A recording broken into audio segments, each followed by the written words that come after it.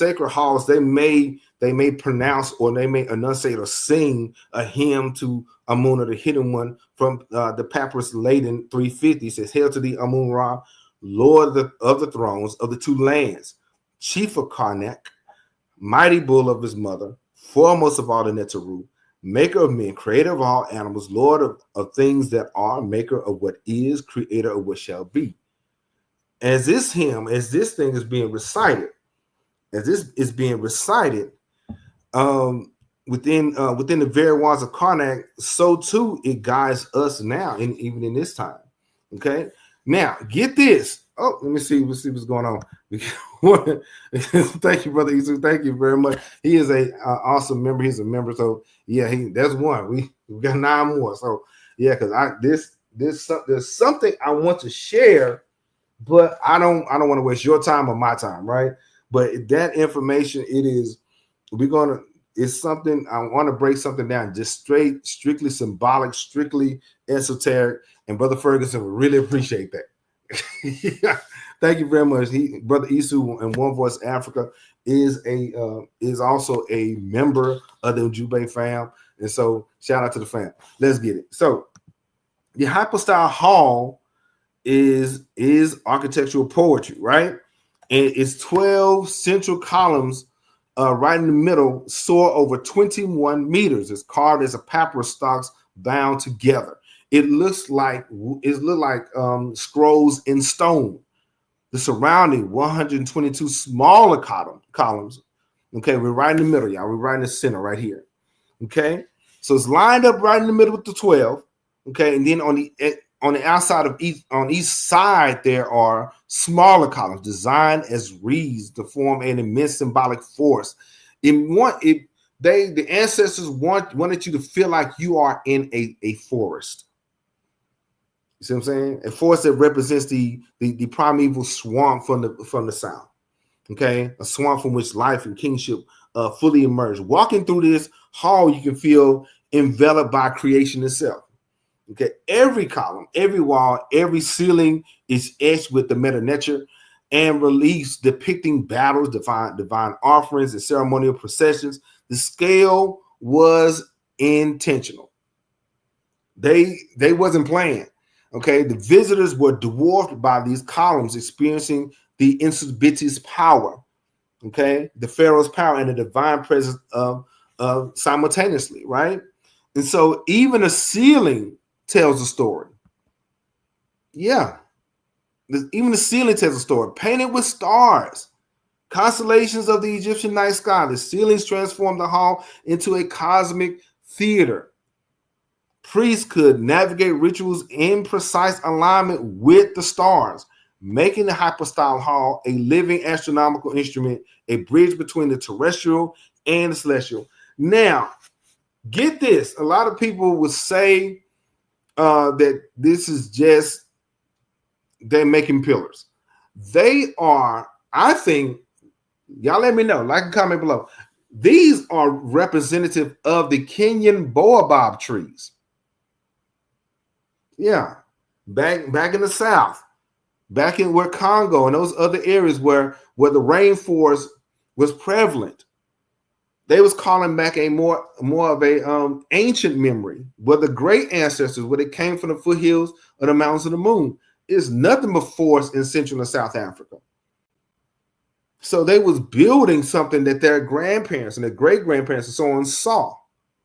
They saw the great forest and they brought it to Kemet. Yeah. And so they, like I said, they would go through the rituals and they would align it with stars. So this became a forest of papyrus, a forest of knowledge. Now think about the hall itself. The sensation is, like I said, I haven't been there yet, but I plan on going. But I know it's going to be amazing. Massive columns soar like trunks of cosmic trees or capitals, blossoming as papyrus and lotus flowers. Shout out to Brother Volta and them. They mentioned the lotus flower. By the time the New Kingdom was in full effect, the lotus flower was very prominent. Okay, and it was used in multiple things for multiple reasons. The central part rises higher than the rest. Okay, its windows channeling sunlight and shafts with the hours, painting the columns in gold and and shadow. Get this, each column is a hieroglyph. Each one together, they spell out a creation myth in stone. Now, I was on TikTok about last week, and somebody mentioned that some of these, one reads part A and another side reads part B. You have to actually, kind of give yourself some distance and read them both. They're not just one by itself complete. You got to read all of them both. Yeah. And so together they spell out a creation myth in stone. Their sheer number is 134. It's not by accident. Okay, they represent the infinite unfolding of creation, just as reeds multiply endlessly in the waters of the Nile. And shout out to the fam, genetically. That deals with genetics. This is a multiplicity, a multifaceted piece of work here, where just like the meta nature here is infinite, so is the genetics, the genetic knowledge is infinite. It goes generation to generation. New codes are being added over and over and over again. Yeah. So now from the pyramid text, it says the sky is clouded, the stars are darkened, the boughs are agitated, the bones of the earth tremble. The Neteru, the god, comes into being. The god is exalted. He appears as the first primeval mound. He shines as Ra in the horizon. Yeah. And so this was not just a place, say a hall where people are going to hang out and chill out. This is where the Neteru and the ancestors met with the people. Okay, it was a cosmic swamp. It was designed to make you feel like you are in a forest where creation itself was replayed every dawn every day as sunlight streamed through its halls, illuminating the primeval papyrus of the forest. Now, so far we did a little review. We talked about the architectural marvels. Now we're going to deal with the architects of power. Yeah, we're going to deal with the architects. All right, we're going to deal with the people that deal with this kind of thing. And we're going to shout out to Brother Mo. We're going to deal with the Amun priesthood today and their initiations. Yep. Yeah, shout out to Brother Mo and the fam. Yeah, we're going to deal with that. We're going to deal with festivals and sacred ceremonies, whispers of divine belief, the daily life and astronomical alignments and echoes of the pharaohs today. Now, the architects of power. Now, King Seti the First was initiated in this monumental project. He was made king here, okay, seeking divine favor and immortal legacy. Each column and corridor was a statement, okay? It was a statement of authority. His son, okay, Ramses II, expanded the hall further, leaving inscriptions of military triumphs and religious devotion that would outlast centuries. But get this, let me see if I can get back to it. But this temple was not started by them. You see what I'm saying? It was not started by them. Let me see if I can get back to it. This temple was established by various kings in various ages. Okay, like this middle section here, this top middle section was built by the kings of the Middle Kingdom. Then, of course, Tutmosis the First added something, okay, and so on. So each king added on to this great work. You see what I'm saying? So King Seti the First was made king and crowned king here, and his son also. Okay, yeah. So but by the way, family, if you have any questions, feel free to get ready to ask those questions. We're about to get into it. All right, now, so these pharaohs understood, not just the pharaohs, but everybody around them understood that the stone could immortalize power, right? But their ambition required the labor of thousands. They had architects planning complex layouts, artisans carving intricate reliefs, workers transporting colossal sandstone blocks from distant quarries. So a lot these things were not built.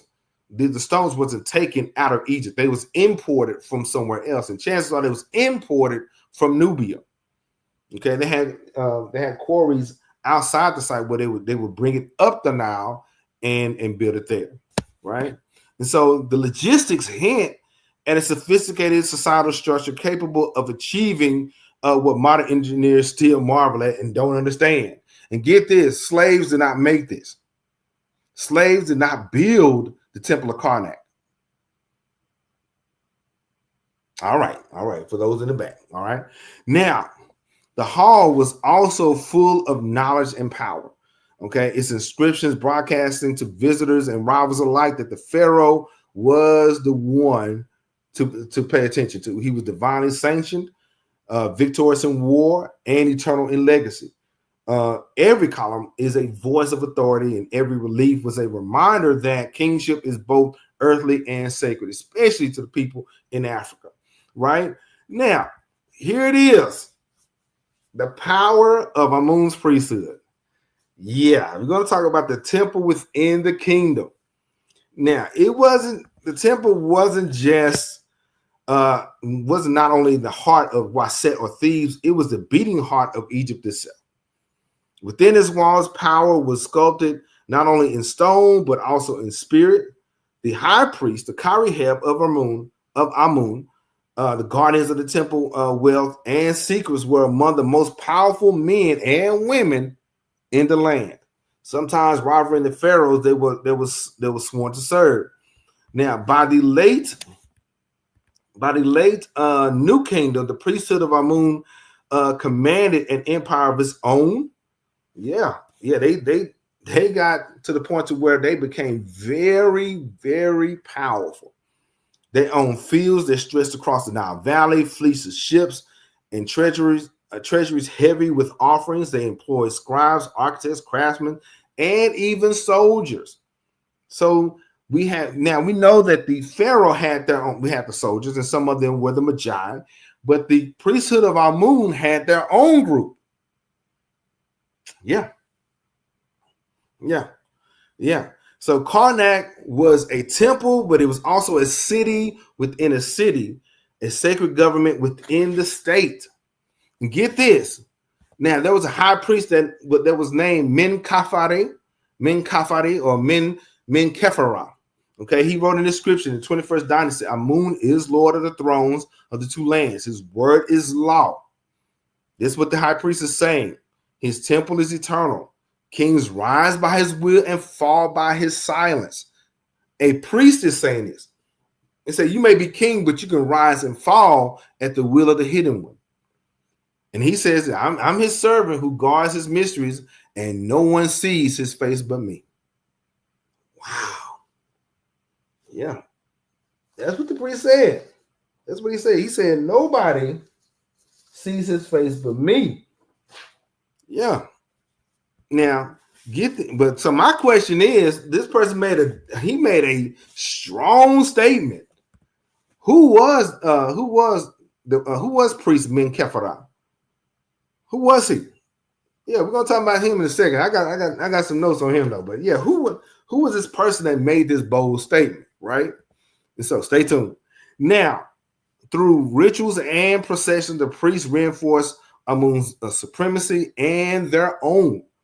The Great Opet Festival, where the ancestors or the Neteru statue journeyed from Karnak to Luxor, was as much as a political pageant as a spiritual one. So it was political and spiritual together, right? When the people saw the solar bark of Amun, Barque of Amun, gliding down the Nile, they were witnessing divine legitimacy being renewed annually. Each year, the Neteru's journey reaffirmed that Ma'at or justice, truth, and balance was still being maintained, and that Thebes or Waset remained the pivotal and focal point of the entire world. But beneath the hymns of incense, a subtle tension kind of brewed. The pharaoh was a Sarah or son of Ra, the hidden one, but and it was supposed to be the true source of kingship.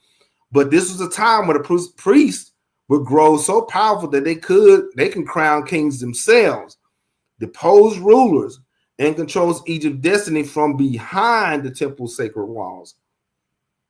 Yeah, these priests had a lot of power. Yeah. And so the Hypostyle Hall became their stage. It was their seat of power. Okay. The priests performed the dawn rites, lifting incense toward the rising sun. They weren't just say singing praises or doing science or anything like that. They were invoking the living principle that kept the kingdom itself from collapsing. Amun the Invisible became the voice of divine order. His temple, the axis around which Egypt's spiritual and political power revolved. And then they said this. They had another hymn, the hymn to Amun. Hidden is his name as Amun. He is Ra in his rising, his Ptah in his crafts. All Netzeru are 3 in 1. He alone makes kingship flourish. He breathes life into their nostrils. So in the Hypostyle Hall, that breath became stone.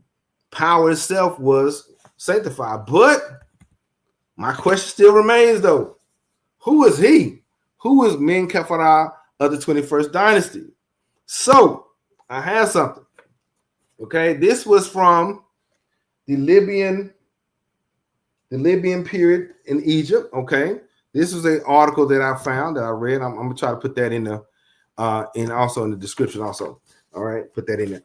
Okay, this talks about the early career of Men-Kefara.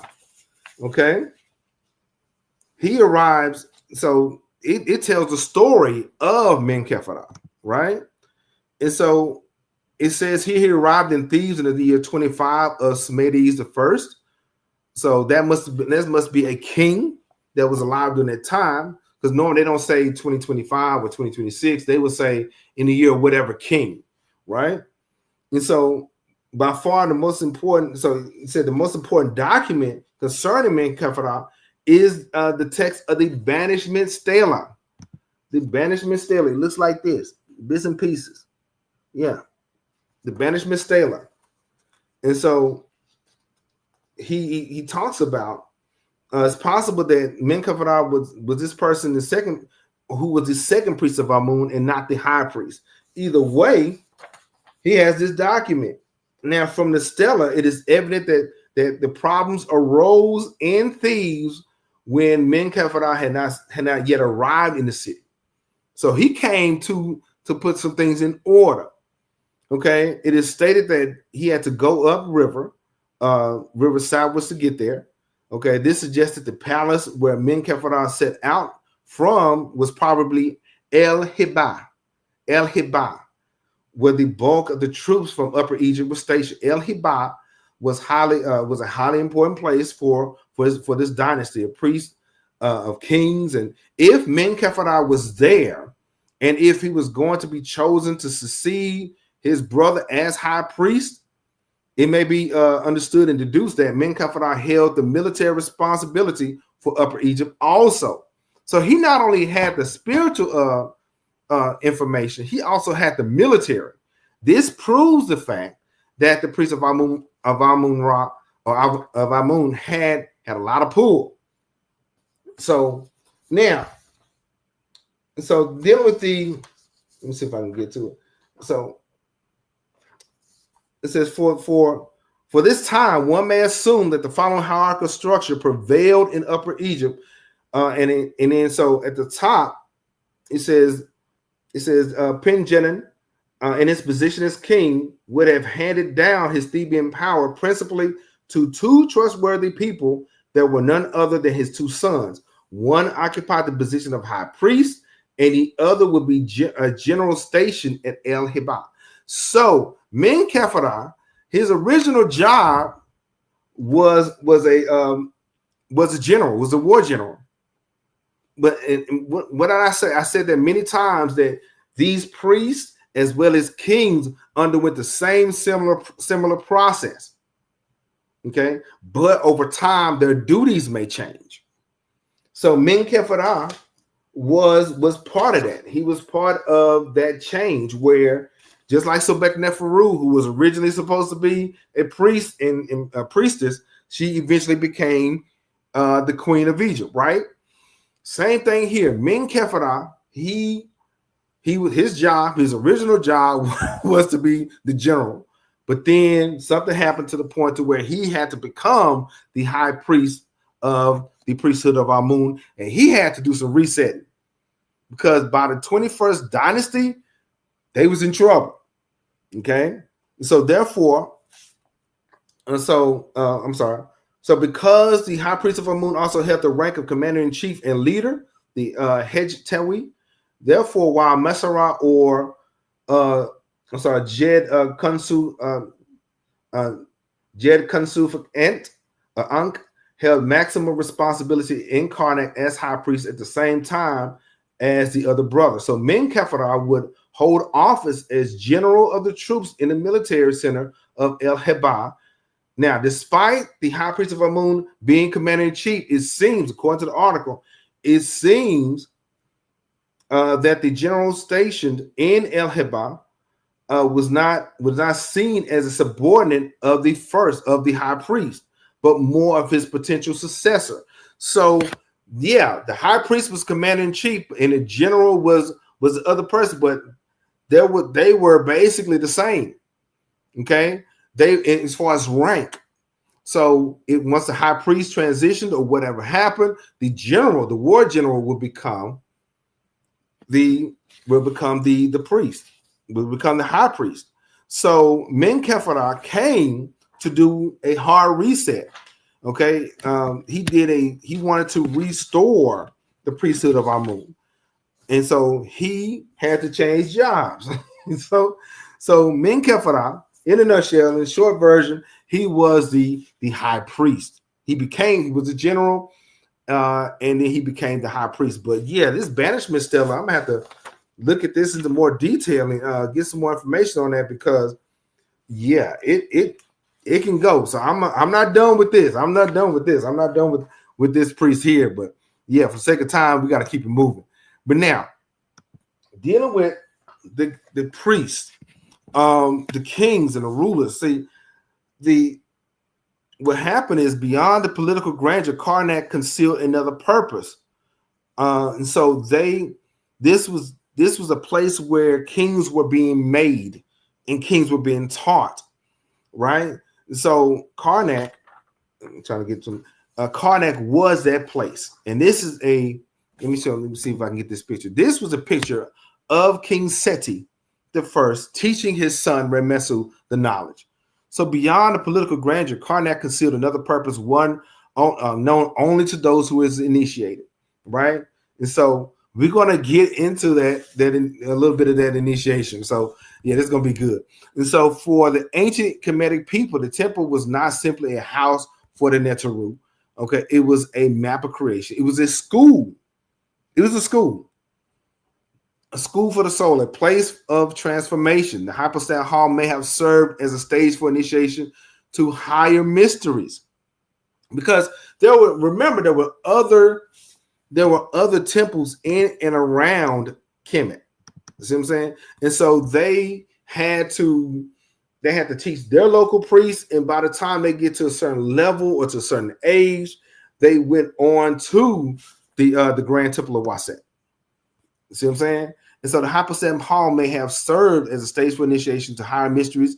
Its architectural design, moving from darkness into light, from narrow entryways to vast illuminated spaces, mirrored the soul's ascent from ignorance into divine understanding. The journey through its columns was not physical, but it was spiritual. But yeah. So this man here, okay, Menkaphra was one of those guys. And so now we're going to deal with the initiation part. We're going to deal with that. But before we do that, before we get to the initiation and the hidden path of light, we got to do a review. Now, according to the video, The Tragic Reign of Shiva's Last King, leadership, legacy, and loss. Who was the last king of Shiva? Hail Melikot, Theodorus II, Emperor Menelik, or King Solomon? A lot of people pick the other three, but the answer is Hail Melikot. Now, if you got it right, okay, if you got it right, you got an A for the day. If you got it correct, you got an A for the day. Let's go. So, initiation and the hidden path of light. Now, like I said, this kind of thing. This wasn't just mysticism or whatever. This was science. Okay, and so the Hypostyle Hall may have served, like I said, a stage for initiation to higher mysteries, but these spaces mirrored the soul's ascent from the ignorance into divine understanding. The journey through the columns was not just physical, but it was spiritual. Okay, think about it. Okay, each person had to, if you wanted to learn, if you wanted to study, you had to go to Karnak. You had to, and you had to go through those halls, and you had to interpret every part of that and get an understanding of each of those phases. Yeah, and so we have the what you call the initiation chambers, right? Think about this. All right, think about this. All right. Let me. I'm getting ahead of myself. So, but the coffin text says this. The coffin text says this. All right. Spell 335 says, "I'm the one who come forth from the lotus, the one who rose from the waters of noon. My heart is washed clean. My body is renewed. I am light within the temple of darkness." Now, to the initiate, man, we're gonna get to it. The initiation chambers. All right. Now, let me see. I'm gonna make sure we're at the right place. Now, to the initiate, the Hypostyle Hall was the primordial swamp of creation, the Tepi. Okay, Tepi reborn, passing through its forest of stone was to retrace the first dawn or the beginning of beginnings of the world and the awakening of consciousness itself. Some Egyptologists have noted that all 12 towering columns of the central part, the central nave in AVE corresponded with the 12 hours of night. We discussed that. We mentioned how in the book of Gates, they represented the 12 hours of night, right? And so the 12 gates through which the sun Ra passes through before his rebirth at dawn. The journey through the hall then was the same journey the soul takes through the underworld or the world of the ancestors. A descent into a shadow guided by sacred text and knowledge and re-emerging into light. These columns themselves became initiatory symbols, papyrus stalks rising from cosmic waters, embodying the student's own ascent towards divine wisdom. Even the hieroglyphs, the meta nature on the walls concealed teachings for those who could read them. Now there was some meta nature that everybody could read and understand, but there was some that in order for you to understand and get that, you had to undergo that process. And then we have rituals of purification, chants of awakening, and cosmic diagrams inscribed in shadowed areas. Okay, shadow corridors, all mirrored the stages of spiritual rebirth. So from the Temple of Luxor, it says this: he who knows the measure of the temple knows heaven. He who walks its path of light knows the sun in its rising. The ignorant see stone, but the wise see eternity. To stand beneath these columns was to be weighed and measured, not by the Neteru, but by truth itself. By truth itself. Now the temple became the teacher, and light is final initiation. Now, the initiation chambers. Now, deep within now we have the chambers. This is the awakening part of the servants or the candidates, right? Deep within the sacred precinct of Karnak, beyond the public courts and ceremonial halls, lay spaces not meant for the eyes of the uninitiated. These were the inner chambers of priestly initiation, places where knowledge was guarded, tested, and transmitted across generations. Now, to serve in the house of Amun or in Karnak was not just a matter of appointment. You just couldn't be appointed there. It was a process of information and a process of transformation. These priests of Karnak were not just people attending the rituals and just there burning incense. They were custodians of the divine knowledge, the keepers of Ma'at. Their duty was to maintain the balance between heaven and earth, light and darkness, order and chaos. But before they could approach the sanctuary of the Neteru and the ancestors, each candidate had to undergo a sacred journey, a symbolic death and rebirth known as the opening of the heart. They had to go through a path of purification. Just like all initiations and just like all these processes, the initiation began with some kind of purification. Okay, you had to do a reset. You had to get yourself together. You had to prepare yourself. You had to be duly prepared.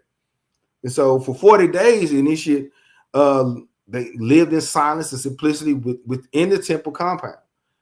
He washed his body in at the sacred lake each dawn, fasted from rich food, and spoke only the words of truth. This lake is still visible today beside the temple, symbolized by the primeval waters of Nun, right? Every immersion was a descent into the cosmic waters and a return to the beginning of time and a cleansing of the self before re-entering creation anew. During this period, initiates studied the sacred text, right? They recited the hymns, they learned the geometry and the mysteries of the sky. They learned the language of the Neteru and the ancestors, and they learned the different tones, how it was said, when it was said, and the art of measuring the heavens, looking at these celestial spheres and looking at the skies and everything. And so, and shout out to Baba Yakya. He goes into detail concerning the constellation of Sirius and Orion, because we have to understand the stars in order to understand the environment around us.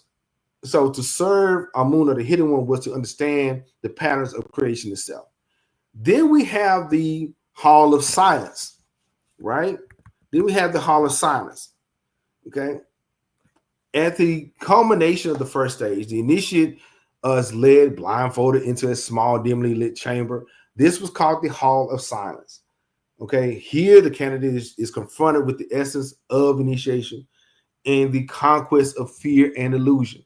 Before him stood the priest of the hidden door, robed in white and gold. The elder asked only one question: do you seek to know the Neteru, or to become as they are?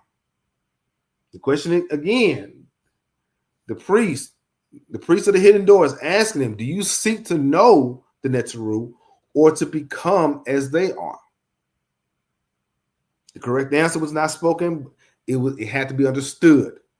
Initiation was never about external things or whatever, but it was about awakening the heart and the mind, right? The blindfold symbolized the ignorance of ordinary perception, the darkness and unknown depths of self. It was only when the initiate learned how to see without eyes, they're able to perceive truth inwardly as the veil is removed. Then we have the Hall of Two Truths. Once the person is deemed worthy, once he or she is deemed worthy, the initiate was brought before a great relief or painted tablet showing the weighing of the heart. Now, we tend to ascribe the weighing of the heart as a person taking a journey to the ancestors or into the duats. No, this weighing of the heart was regularly done and often. This was a Hall of Two Truths. The same cosmic principle mirrored in the duat, in the judgment hall scenes, is seen in the book of Coming Forth by Day. But here, the judgment is not of the ancestors, but it is of the living. It is for the initiate. It is for the candidate. Okay, the initiate's own consciousness was at scale. His heart was weighed. His intentions were being checked. You see? So it was being weighed against the feather of Ma'at, or truth. And then the master declared, may your heart be light and your words true. For only those in harmony with Ma'at may hear or may bear the secrets of the hidden one.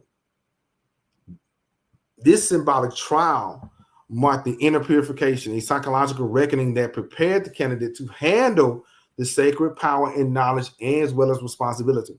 We may have to deal with that. When I'm thinking about it, we may have to deal with the Hall of Two Truths down a little bit later. We may have to break that down a little bit later, because the Hall of True Truths is something that the people of Kemet really respected and revered, right? And so then we have the secret word. Yeah. Then we have the secret word. Next came the transmission of the Heka, Heka, Heka, the sacred word of power. Within a sealed chamber known as the Heka, or the house of the word, the initiate receives instructions in the vibrational science of creation. Here, he learned that the Neteru spoke the world into being. That sound, that vibration, when uttered with divine alignment, could shape reality. This was spiritual physics. This was metaphysics. I told you quite a few times, we as a people turn the meta into the physical. Okay, these chants, these intonations, the temples and hymns were all built in a harmonic correspondence that resonated with the sacred geometry of the temple itself.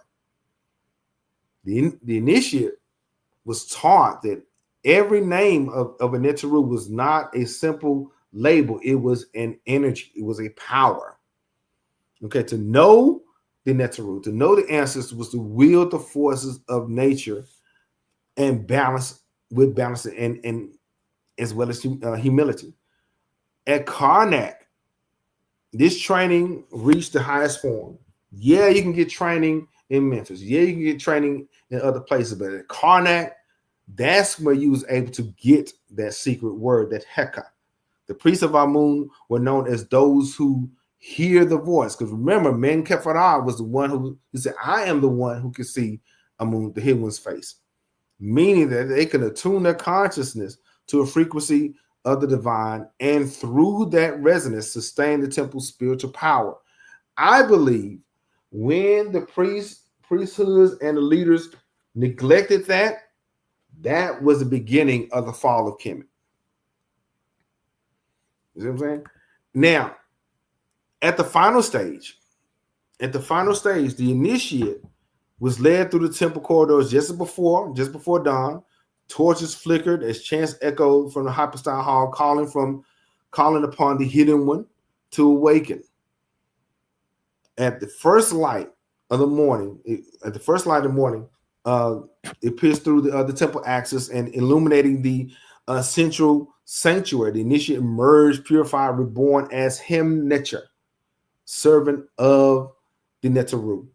His mouth was anointed with sacred oils. His tongue was touched with gold, symbolizing truth. Okay, he was given a new name. Okay, one that would never be spoken outside of the temple walls. In that moment, he was no longer a seeker, but a vessel, a living link between the heavens and the earth, right?